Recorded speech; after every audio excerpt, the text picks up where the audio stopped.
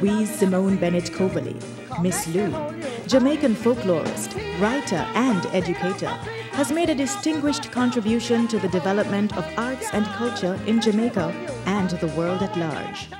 One day me go down a long pan fi water, me hear the bullfrog, a holla me ask the watchman, Nawara, man crow da come.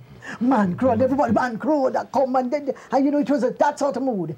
Considered by many as an activist, her poems were written in the language of the people, Patois, and it helped to put the language on the map, influencing its development as a language in its own right. Relatives! That sounds like a bad sickness. Miss Lou has been able to make all our love up with dialect. Thanks, Miss Lou, a household name and a cultural icon. Darling, I promise to marry.